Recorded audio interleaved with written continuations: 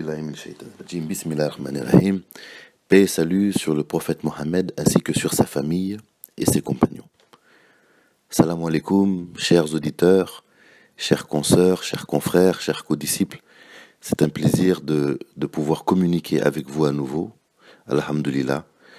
Et nous allons parler aujourd'hui, si Dieu le permet, donc des signes de la progression spirituelle. Quels sont les signes de la progression spirituelle? Quels sont les signes, quels sont les indices, quels sont les barèmes de cette fameuse progression spirituelle que tout cheminant recherche ardemment?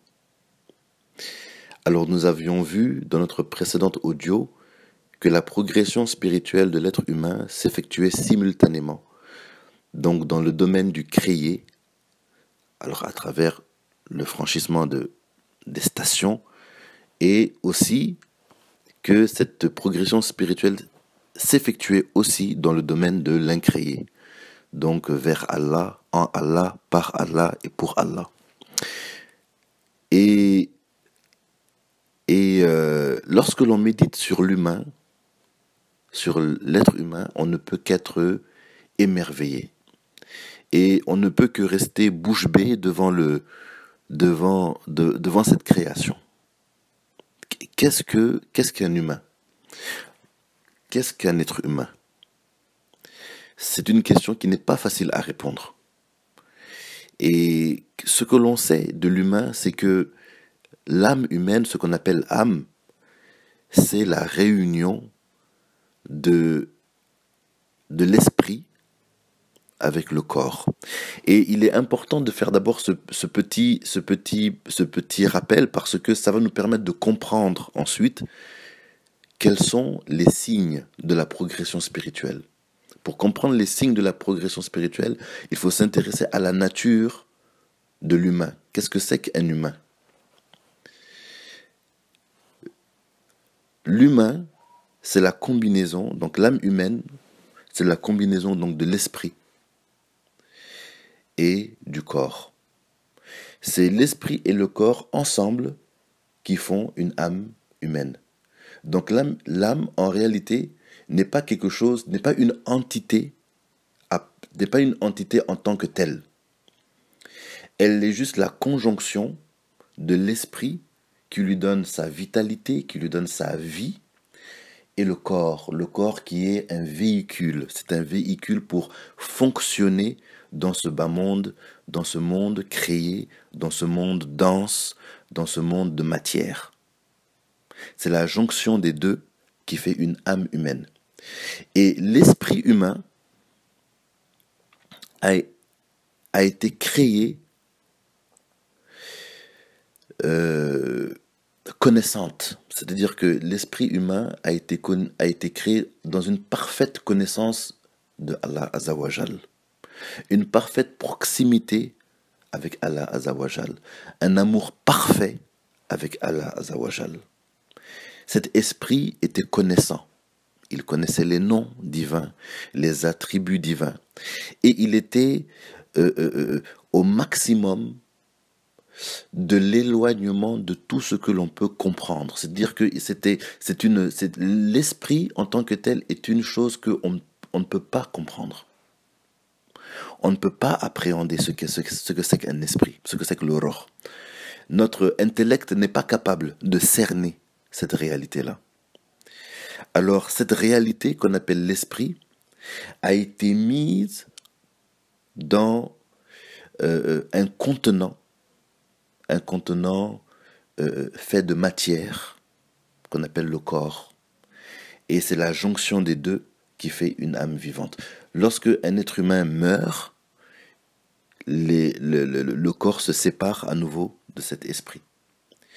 Et l'être humain, pendant qu'il est vivant, pendant qu'il vit cette expérience terrestre, parce que finalement, l'esprit est éternel. L'esprit contient en lui-même un secret divin. Mais cet esprit doit vivre une expérience limitée dans le temps, très limitée dans le temps, qui est l'expérience humaine. Et pour vivre cette expérience humaine, il lui faut un corps. Un corps fait d'argile, d'eau, un corps fait de matériaux qui sont les matériaux de cette création. Et durant cette petite expérience, durant cette vie, donc la vie terrestre qui va durer 60 ans, 80 ans, 85 ans, 90 ans, 40 ans, 50 ans, eh bien, il va avoir la possibilité soit de se purifier et de tendre vers cette nostalgie avec le divin, soit de se corrompre et d'aller plutôt dans les ténèbres et de se confondre dans les caprices, les passions et les ténèbres, l'amour de ce bas monde, l'amour démesuré pour les biens matériels. Il aura donc le choix entre ces deux-là, entre ces deux directions. Et on peut méditer sur les bébés, par exemple. Quand vous voyez un nouveau-né, un bébé, le nouveau-né, si vous regardez bien, si vous observez bien un nouveau-né, vous allez voir que le corps du nouveau-né est dans son état le plus faible. Dans l'expérience humaine qu'un individu doit vivre, c'est à l'état de bébé que le corps est dans son état le plus faible. Et parce que le corps est dans son état le plus faible, parce que c'est un bébé, eh bien, vous pouvez constater qu'il est extrêmement attirant. Notre cœur penche pour les bébés. On court, on les aime, on aime les enfants, on aime les bébés. Pourquoi? Parce qu'ils ont cette lumière. Ils ont cette lumière du roh avec eux. Et le roh a encore cette force qui est encore visible parce que le corps qui est fait d'argile, le corps terrestre est faible.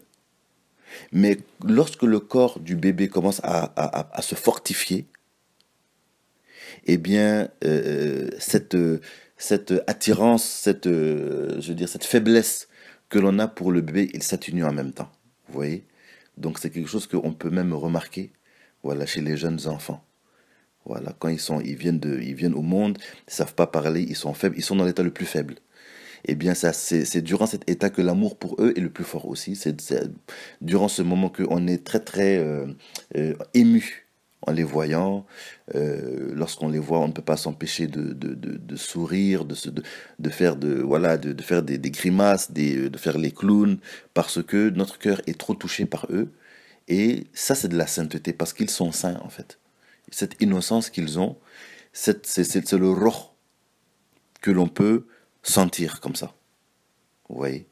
Voilà. Mais après, lorsque les enfants grandissent un peu, bah, là, ils commencent maintenant à parler, le moi commence à se fortifier. Bon, il y a la personnalité commence à s'accentuer. Donc maintenant, ils n'ont plus cette attraction qu'ils exerçaient sur les cœurs. Elle va diminuer. Voilà, ça c'est tout à fait normal. C'est à cause de ça.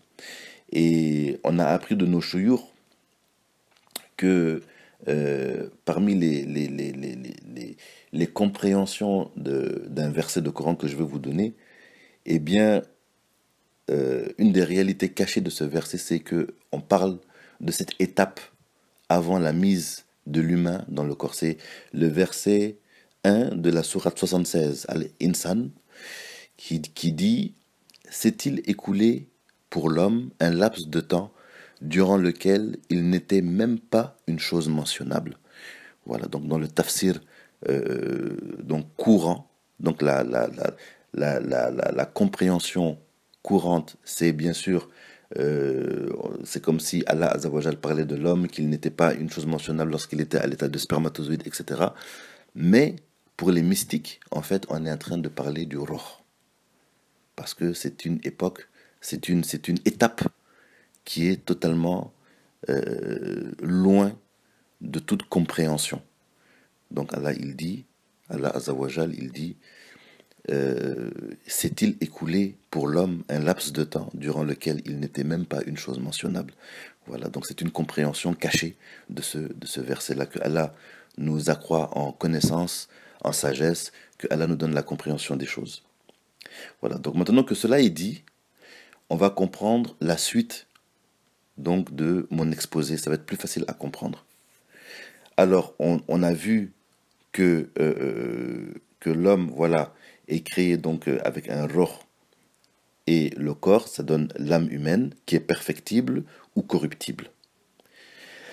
Maintenant, la science, la discipline qui va permettre à l'humain de se purifier, cette discipline, donc à notre époque, on appelle ça le soufisme. C'est le tasawwuf qui permet cela à notre époque. Chaque prophète est venu avec une charia qui permettait ce travail-là sur les âmes humaines. Aujourd'hui, c'est le temps du prophète Mohammed sallallahu alayhi wa sallam. Et c'est le soufisme qui a tous les outils qui permettent ce travail de purification de l'âme humaine. Et le soufisme est une science exacte. L'homme ne peut pas se purifier tout seul. L'homme ne peut pas tout seul décider d'être pur et il va devenir pur. C'est pas possible. Ça marche pas comme ça. Il lui faut une guidance. Et cette guidance, elle doit venir des prophètes. Ce sont les prophètes qui possèdent cette guidance-là. L'homme ne peut pas apprendre tout seul à purifier son âme. C'est impossible. Il lui faut des outils qui sont issus de la révélation pour cela. Et la science du tasawwuf est une science exacte parce que elle permet ce travail de manière même, je dirais, prévisible. C'est-à-dire que les phénomènes, tous les phénomènes de purification sont observables, prévisibles, théorisables, et il existe une méthodologie qu'il est possible d'expérimenter. Et cette expérimentation donnera toujours les mêmes résultats. C'est pour cela qu'on parle d'une science. D'une science exacte, parce que cette méthodologie, elle est codifiée. Elle permet toujours d'arriver au même résultat. De la même manière que chaque humain a un cœur, deux poumons, des yeux, eh bien, si vous apprenez, je sais pas moi, si vous faites des études de médecine et que vous êtes spécialisé dans les yeux, par exemple, eh bien, si vous avez bien appris vos cours, tous les yeux que vous allez voir, ben, vous saurez les soigner, vous connaîtrez les symptômes des maladies, comment les soigner, etc. Ben, dans le science de Tassaouf, c'est la même chose aussi. Donc ceux qui maîtrisent cette science-là, donc ont des outils pour purifier, pour amener l'âme humaine, l'âme, à aller vers son origine noble. Et cette science n'est pas,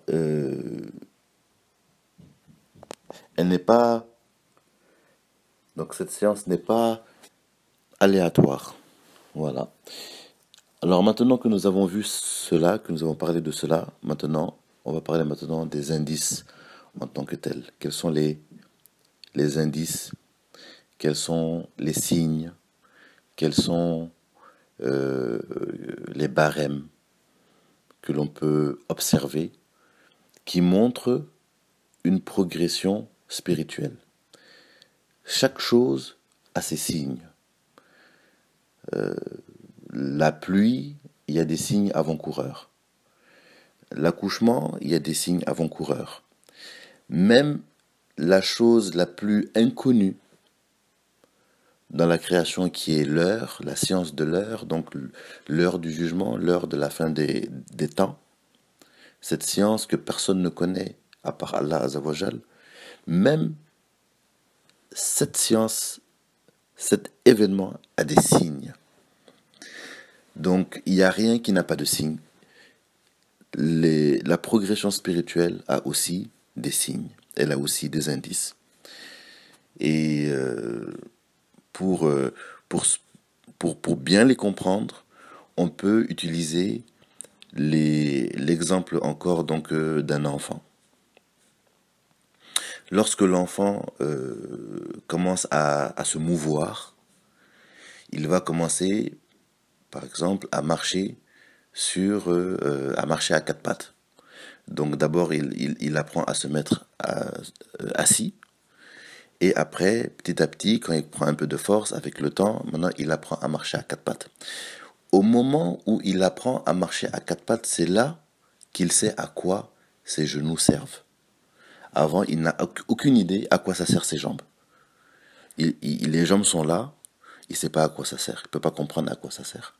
Mais dès qu'il commence à marcher à quatre pattes, c'est là qu'il commence à utiliser ses genoux, voilà, et là, il sait à quoi ça sert. Plus tard, ce même enfant va se mettre debout et il va apprendre à faire ses premiers pas. Quand il va apprendre à faire ses premiers pas, c'est là qu'il va comprendre à quoi servent ses pieds. Au début, il ne le savait pas. Il ne comprend pas à quoi ça sert. Des pieds, il a deux pieds, pied gauche, pied droit. À quoi ça sert tout ça? Mais au moment de marcher, il va le comprendre. On peut encore aller plus loin. Dans l'exemple, on peut, c'est au niveau par exemple du raffinement des sens. Au début, les enfants n'aiment que les friandises. C'est-à-dire que vous, la promesse d'un bonbon, de bonbons ou d'un dessert ou d'un bon dessert, avec ça vraiment l'enfant il est sage. Vous pouvez obtenir tout ce que vous voulez. Mais quand vous lui donnez maintenant des choses un peu sophistiquées, donc des plats un peu sophistiqués, il ne peut pas en connaître la valeur. Du saumon, du capitaine, des olives, il va grimacer. Mais avec le temps, mais petit à petit, avec le temps, leur sens gustatif évolue, se raffine, se perfectionne, devient de plus en plus sophistiqué. Et là, l'enfant commence à apprécier les plats amers, commence à apprécier le piment, à apprécier le caviar et les différentes sortes de poissons, les différentes sortes de fruits. Donc, il commence à s'ouvrir, voilà, vers des saveurs qu'il ne pouvait pas imaginer en étant enfant, et des saveurs de plus en plus complexes. Eh bien, c'est la même chose aussi avec l'humain. Voilà, quand le cœur, quand les voiles se dissipent, eh bien, s'ouvre devant lui tout un panel de nouvelles sensations, de nouveaux parfums, de nouveaux goûts spirituels, de nouvelles compréhensions qu'il va découvrir ou redécouvrir, voilà, dans son cheminement. Et c'est comme cela qu'on peut comprendre un peu la progression spirituelle dans ces signes et observer ces signes. Et parmi les signes, donc, il va y avoir donc des états. Mais les états sont passagers, sont souvent inopinés, donc ce sont les stations. Souvent c'est avant-coureur, avant d'arriver à certaines stations, et le cheminant va franchir des stations et connaître exactement, il va se rendre compte par introspection qu'il est dans quelque chose de nouveau. Voilà. Il y aura des rêves, des visions, c'est possible. Tout cela sont des signes annonciateurs, des bonnes nouvelles, des encouragements. Voilà. Mais le signe le plus important, l'indice le plus important, le barème le plus important de la progression spirituelle, et je pense que juste cette parole peut résumer toute mon audio. Le signe de la progression spirituelle, le signe majeur de la progression spirituelle, c'est l'anoblissement du caractère. L'anoblissement du caractère à ne pas confondre avec le changement de comportement. la purification intérieure va anoblir le caractère, il va raffiner le comportement, il va, mais il ne va pas changer, euh, il ne va pas changer ce qu'est l'individu. C'est-à-dire que, imaginons par exemple que quelqu'un soit sensible à la musique, ou à l'équitation, ou à l'art, ou des choses comme ça. Le tasawwuf, le travail spirituel ne va pas lui enlever ça. Mais son caractère va s'anoblir. Souvent, on voit des gens, par exemple, qui rentrent dans des sectes ou qui épousent certaines doctrines et on voit que leur comportement change. Par exemple, ils avaient l'habitude de faire du sport, ils arrêtent ça d'un coup. Ils avaient l'habitude d'être joyeux, de rire. Ça change d'un coup, ils ne sont plus comme ça. Ça, c'est un changement de comportement. La purification intérieure ne fait pas ça. La purification intérieure ne va pas changer une personne au point que cette personne ne va pas la reconnaître. Non. C'est pas ça l'indice d'une progression spirituelle. Le changement de comportement n'est pas un indice d'une progression spirituelle. L'indice, c'est l'anoblissement du caractère. Donc il y a le caractère devient meilleur.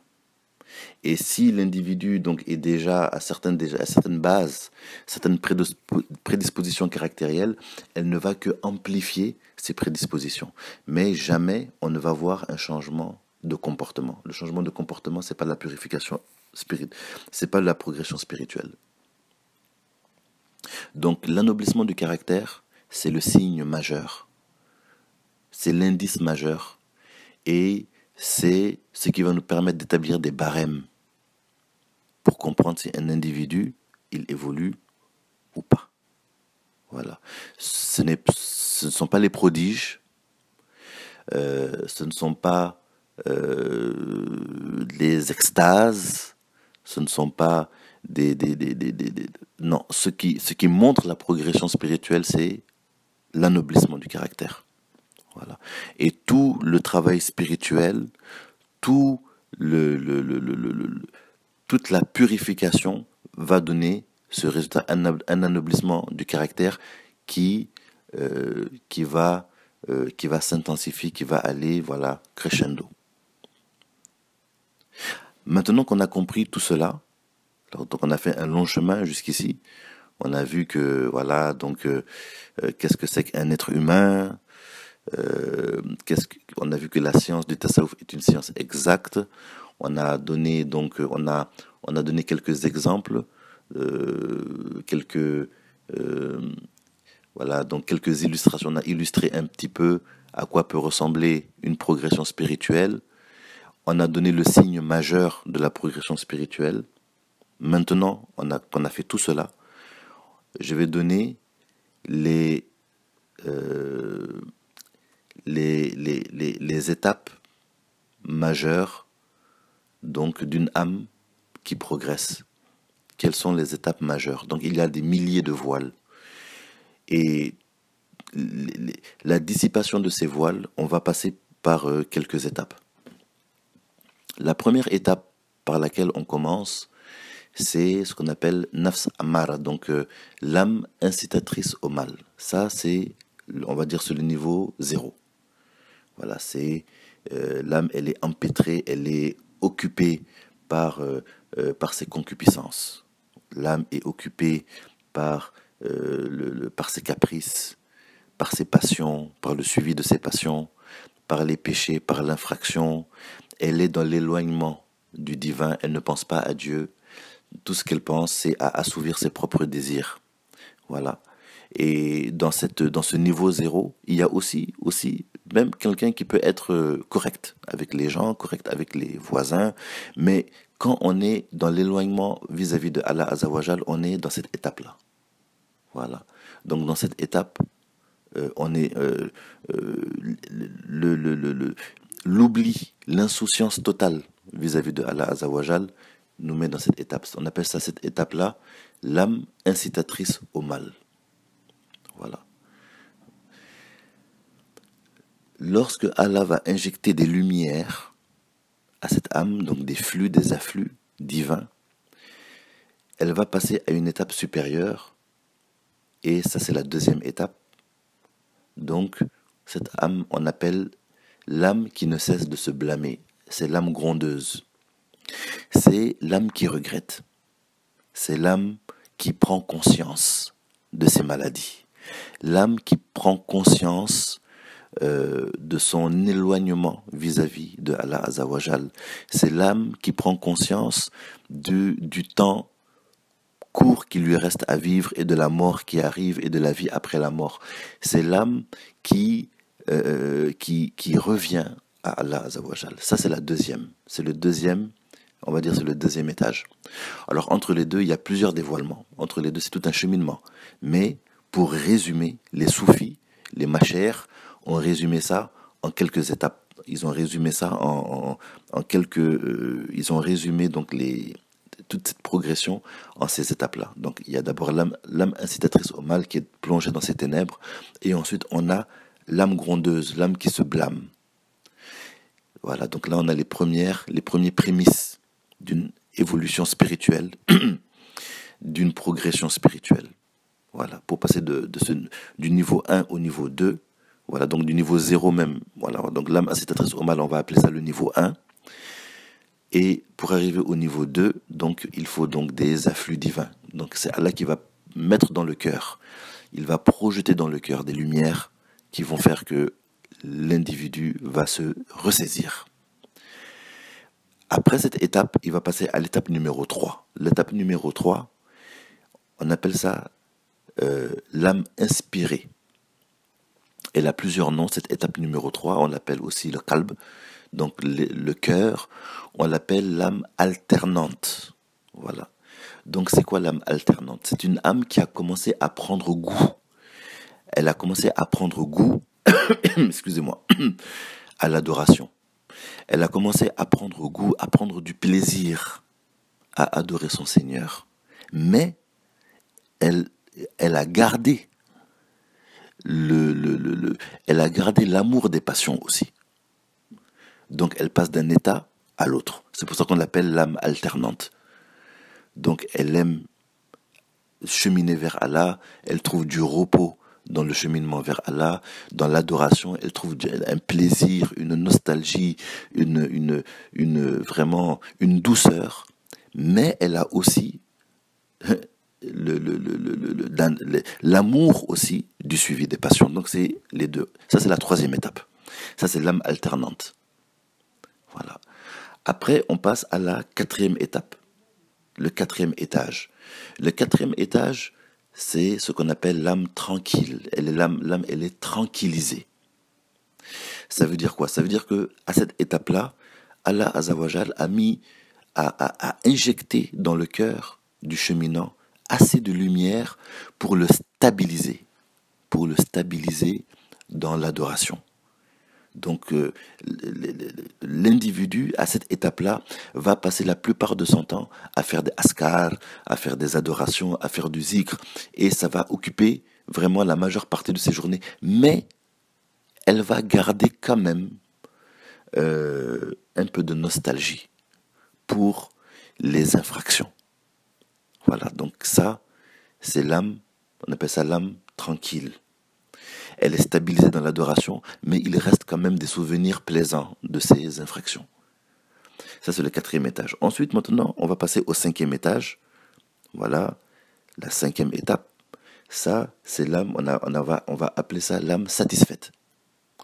L'âme satisfaite, à cette étape-là, Allah Azawajal va injecter dans l'individu, dans le cœur de l'individu, assez de lumière pour maintenant le garder solide, stabilisé et encore plus solide dans l'adoration que l'étape précédente.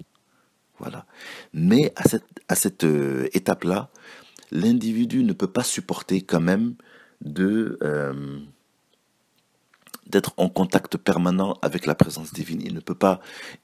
Il a besoin de revenir quand même à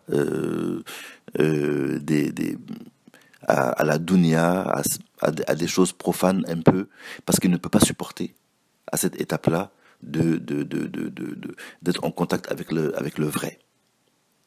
Voilà. Ça, c'est le cinquième. Ça, c'est la cinquième étape, le cinquième étage. Ensuite, il y a le sixième étage. Donc, la sixième étape, on va appeler cette étape-là l'étape donc de l'âme agréée. C'est à cette étape-là qu'il y a le fameux Fatul Akbar. C'est à cette étape-là. Alors, le Fatul Akbar, ce n'est pas... Souvent, on pense que c'est l'aboutissement. Ce n'est pas l'aboutissement, c'est le début, en fait. C'est le début d'un long chemin. L'âme agréée, c'est à cette étape-là qu'on observe chez le cheminant la grande ouverture. Après cette étape, on va passer donc à la septième étape. Et la septième étape, donc, là maintenant, l'individu va rentrer maintenant dans les stades de perfection. Donc la septième étape, on appelle ça l'âme parfaite. Après, il y a la huitième étape. À cette huitième étape, l'intellect ne peut plus comprendre ce qu'il advient donc de l'individu. On appelle ça secret et dissimulation. Après cette étape, il y a encore une autre étape qui est l'âme la plus dissimulée. Ça encore, là on ne comprend rien à cette. C'est-à-dire que les awliya, arrivés à un certain degré, on ne peut plus comprendre ce que c'est qu'un saint. Si Allah dévoilait ne serait-ce qu'un ongle de la réalité d'un saint, les gens allaient se prosterner pour l'adorer. Parce qu'on ne peut plus comprendre ce que c'est que maintenant. Donc c'est pour ça que maintenant les noms qu'elle va porter, c'est secret, dissimulation, âme plus dissimulée. Et ça continue encore. Après il y a le sir. Ça c'est la 10e étape. Donc là maintenant, l'âme, on l'appelle maintenant le secret. On ne comprend pas. Là c'est un secret maintenant. Après, il y a le secret du secret. Ça, c'est la 11e étape. Après, la 12e étape, c'est le secret du secret du secret. Après, la 13e étape, c'est le secret du secret du secret du secret. Et ça va jusqu'à l'infini. Voilà, ça va jusqu'à l'infini. Ceux qui maîtrisent vraiment tous les indices de toutes les étapes, ce que ça prend pour passer d'une étape à une autre, quelle voile a été enlevée, quelle voile est encore présente. Ça, ce sont les chouyours qui sont spécialisés dans l'éducation des âmes. Et ce n'est pas tous les chouyours.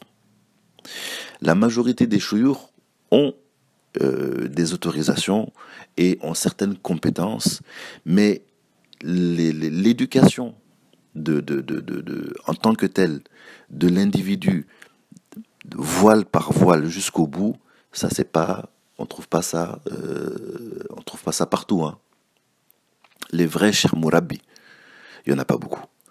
Dans la Tariqa Tijaniya, leur nombre est de 300, je pense. De 300. Chaque fois, il y en a un certain nombre dans la Tariqa Tijaniya. Parce qu'il y a des disciples qui ont besoin d'être en contact avec des chouyours qui connaissent parfaitement toutes les étapes une par une. Mais c'est pas tous les disciples aussi. Et tous les chouyours, tous les grands machères peuvent arriver vraiment à un degré de réalisation extrême sans être des Cheikh Mourabi. C'est-à-dire que Cheikh Mourabi, c'est une compétence qui n'est pas donnée à tout le monde. Voilà, tous les Muqaddam ne sont pas des Mourabi. Voilà, parce qu'il faut avoir une certaine compétence pour savoir exactement à quel stade l'individu se trouve et quel est le remède à ce stade. Souvent, les indices sont très subtils, souvent les indices sont imperceptibles. Voilà, il y a des indices grossiers, mais il y a des indices imperceptibles aussi. Voilà, et c'est pas tout le monde, c'est pas tous les chouyours qui peuvent détecter là où les disciples se trouvent. Voilà. Donc tous les chouurs n'ont pas les mêmes compétences, n'ont pas les mêmes autorisations, mais un cheikh peut être un muqaddam, un cheikh peut arriver vraiment à l'aboutissement, à l'apothéose dans les plus hauts degrés, sans forcément être spécialisé dans la conduite, dans, dans, dans la conduite des âmes. Voilà. Et ça, le cheikh, Sidna Cheikh Ahmed Tijani, radiallahu, il en parle aussi dans le Jawahirul Mani. Voilà, les chouyours sont divisés en 4 catégories. Voilà. Inch'Allah, peut-être ça pourra faire l'objet d'une autre vidéo. Mais grosso modo, dans la science du tasawuf, donc c'est ça qu'on peut voir. Et c'est ça que l'on peut observer. Voilà. Et les rêves, les visions, les états mystiques, ce sont aussi des indices aussi, voilà, qui peuvent permettre de situer un disciple ou de voir si un disciple est dans une bonne direction ou de voir s'il manque quelque chose au disciple. Pour lui, souvent, un disciple peut faire un rêve et dans le rêve, il y a un remède à un problème très subtil auquel le disciple est confronté. Oui. Voilà, souvent voilà que c'est ça. Donc que Dieu nous aide et que Dieu nous facilite vraiment notre cheminement spirituel. Voilà, c'est quelque chose de passionnant et vraiment on est là pour ça. En fait, notre humanité, on est sur terre pour ça. Voilà, c'est vraiment pour ça que notre vie doit vraiment servir à ça, à vraiment se purifier, parce que la vraie vie vient de l'autre côté, après la mort, et cette vie présente, elle nous donne toutes les possibilités, tous les outils pour justement réussir notre vie, notre vraie vie, qui est la vie après la mort. Que Allah nous aide et que Allah nous facilite tout ça. Dans la prochaine audio, je parlerai de la méthodologie pour progresser spirituellement, et particulièrement la méthodologie dans la Tijaniya. Voilà, quelle est la méthodologie pour arriver donc du niveau, donc de l'étage numéro 1 à l'étage infini. Voilà, s'il y a une méthodologie dans la Tijaniya, une méthodologie qui n'est pas cachée, une méthodologie qui n'est pas secrète, qui n'est pas mystérieuse, c'est une méthodologie qui a été maintes fois évoquée par Sidna Cheikh Ahmed Tijani radiallahu anhu, que l'on trouve dans le Jawahirul Mani, que l'on peut trouver dans le Bouriyat al-Mustafid, qu'on peut trouver vraiment dans tous les ouvrages de référence de la Tariqa. Et c'est de ça dont je vais parler dans la prochaine vidéo, Inch'Allah. Voilà, donc priez pour moi pour que cela me soit facilité et que Allah mette sa bénédiction dedans. Merci beaucoup pour votre écoute et à la très prochaine, Inch'Allah.